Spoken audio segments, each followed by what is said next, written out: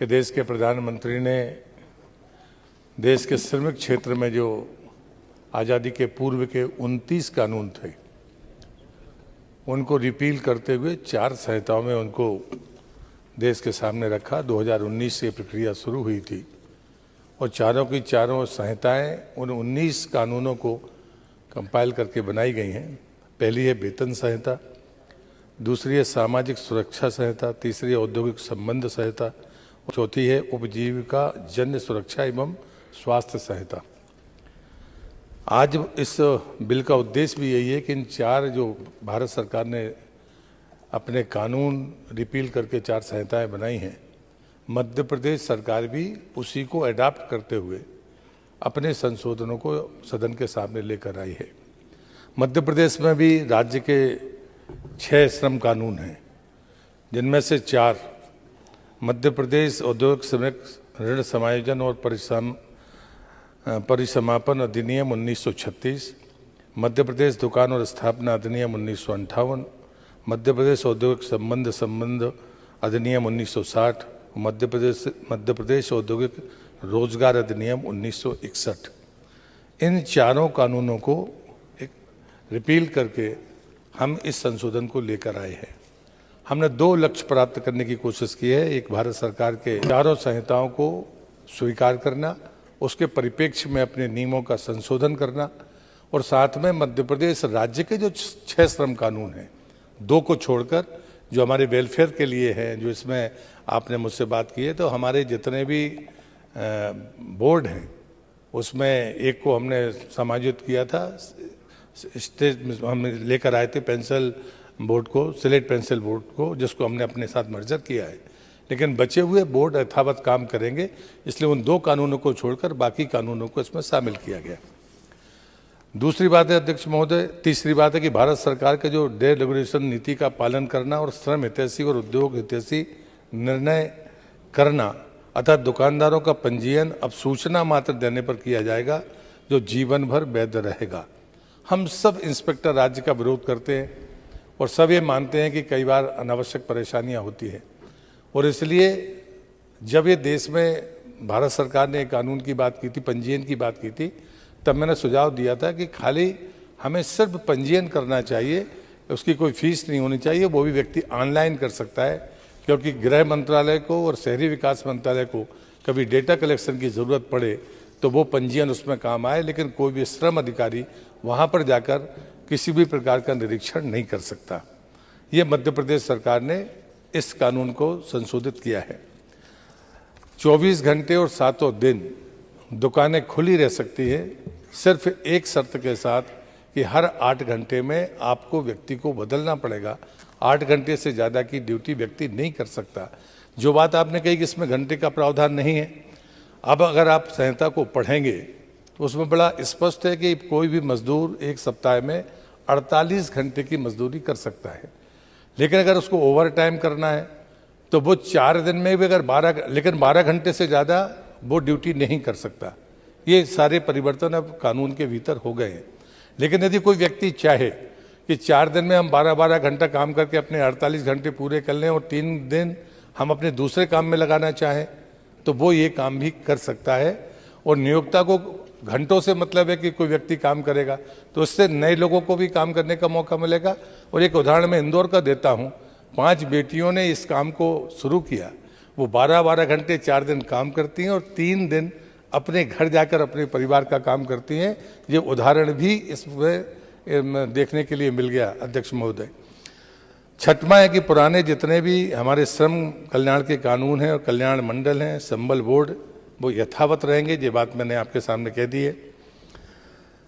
महिलाओं, दिव्यांगजनों और सभी श्रमिकों की सुरक्षा और गरिमा का ख्याल रखा जाएगा। गिग वर्कर्स को पहली बार जोड़ा गया है। इसके पहले गिग वर्कर्स को कहीं पर भी किसी भी सूची में नहीं रखा गया था। भारत सरकार ने इसकी शुरुआत की, मध्य प्रदेश सरकार ने इस काम को पूरा कर दिया। मजदूरों के स्वास्थ्य और सुरक्षा को ध्यान में रखते हुए जितने भी 10 से कम की संख्या भारत सरकार ने तय की है कि जहां पर 20 लोग काम करें वहां पर ही जाकर श्रम अधिकारी काम वहां जाकर देख सकता है, और वो भी अनुमति से जाकर देख सकता है। हमने उस संख्या को मजदूरों के हितों को ध्यान में रखकर उसको 10 दिन भी किया है कि 10 लोग भी जहां पर काम करेंगे हम वहां पर भी उसका ध्यान रखेंगे। छोटी छोटी गलतियों के कारण दुकानदारों के सामने जिस प्रकार से उनको तंग किया जाता था, वो से इंस्पेक्टर राज्य की अब समाप्ति हो गई है। यह जो संहिता है जिसको मैं लेकर आया हूँ वह पूरी तरह से मजदूरों के हित में भी है और औद्योगिक तरीके से जिस प्रकार से हम गतिशीलता के साथ काम कर रहे हैं, दोनों के मधुर संबंध बनाने में योगदान करेगी। आपने जिस प्रकार से सेल्फ रेगुलेटेड ऑर्गेनाइजेशन की बात की थी, वो इस विधेयक में उसका प्रावधान है और ये अब बनेगा और इसमें स्पष्ट उस बात का प्रावधान है। दूसरा, आपने सीसीटीवी की बात की थी, वो नियमों में है और महिलाओं के लिए विशेषकर जब हम रात्रि की पाली शुरू कर रहे हैं, 7 दिन 24 घंटे काम करने की अनुमति दे रहे हैं, तो सबसे पहली जिम्मेदारी है उस इंस्टीट्यूशन की भी है और सरकार की भी है कि हम महिलाओं की सुरक्षा की गारंटी दें। और गारंटी सिर्फ सड़क पर नहीं, कामकाज के स्थल पर भी, सड़क पर भी और पहुंचते समय उसके घर तक पहुंचने की गारंटी पर भी सुरक्षा की गारंटी का अध्यक्ष महोदय इसमें सुनिश्चित करने का प्रावधान है। इसलिए जो संहिता सुरक्षा संहिता है उसमें इन बातों का बड़ा स्पष्ट उल्लेख है। आपने एक कहा है कारावास का प्रावधान होना चाहिए, मैं इस बात को स्वीकार नहीं कर पाऊंगा क्योंकि भारत सरकार ने सारे कानूनों से डिक्रिमिनलाइज किया है कि जहां जहां पर भी जेल का प्रावधान था उसको अर्थदंड से कर उसको समाप्त करने की बात कही है। श्रम न्यायालय की जगह पर ट्रिब्यूनल बनाने का काम अभी प्रारंभ हो गया है। जब तक ट्रिब्यूनल नहीं बनेंगे तब तक श्रम न्यायालय काम करेंगे। लेकिन मैं इन 2 वर्षों का आंकड़ा बता सकता हूं, मध्य प्रदेश में, चूंकि आप हैं, इंदौर में हमारा कार्यालय है, आप 2026 तक के आंकड़े देख सकते हैं कि लगभग 26,000 में से 25,000 से ज़्यादा मामलों को हमने समाधान के तौर पर आगे बढ़ाया है और ये सिर्फ डैशबोर्ड बनाने का परिणाम है अध्यक्ष महोदय। और इसलिए मुझे लगता है कि अगर कोई ऐसे कॉम्प्लिकेशंस आते हैं, जैसे माननीय ओम जी ने जो बात कही है, अगर ऐसे मामले आते हैं तो इसी बात के लिए सरकार होती है, इसी बात के लिए प्रशासनिक तंत्र होता है, हम निश्चित रूप से उसमें काम करेंगे। आपने बायोमेट्रिक को विभाग के पास हो, आप भी जानते हैं कि कोई इंडस्ट्री रहेगी, उपस्थिति उसको लेनी है, तो स्वाभाविक है कि बायोमेट्रिक का कमांड विभाग लेगा। तो फिर मुझे लगता है कि ये काम बहुत व्यवहारिक नहीं लगता है। हाँ, उसमें कोई संशोधन हो कि नियमों में कोई चीज़ डालनी है अध्यक्ष जी, तो निश्चित रूप से जब हम नियम बनाएंगे तो अगर माननीय सदस्यों का या सदन के किसी सदस्य का कोई सुझाव होगा तो हम उस नियमों में उनको स्वीकार करेंगे। आपने वेतन की बात की थी, संस्था की बात मैंने बता दी है, रोजगार पोर्टल की आपने बात की थी, काम के घंटे की बात की थी, बायोमेट्रिक्स की बात की थी, सीसीटीवी की बात की थी, तुरंत न्याय की बात की थी। कल्याण निधि के बारे में बोर्ड यथावत है, इसमें कहीं कोई संशोधन अध्यक्ष जी नहीं है। और इसलिए मुझे लगता है कि जितने प्रकार से मजदूरों और उद्योगों के बारे में विचार हो सकता था वो निश्चित रूप से इस पूरे विधेयक में लेकर हम आए हैं। हमने भारत सरकार की उस मंशा को भी पूर्ण किया है जो उन्हें 29 कानूनों को खत्म करके 4 संहिता बनाई है, उसकी परिधि में ही ये विधेयक है। और राज्य के जो हमारे कानून थे जो हम रिपील कर सकते थे, हमने वो किया है।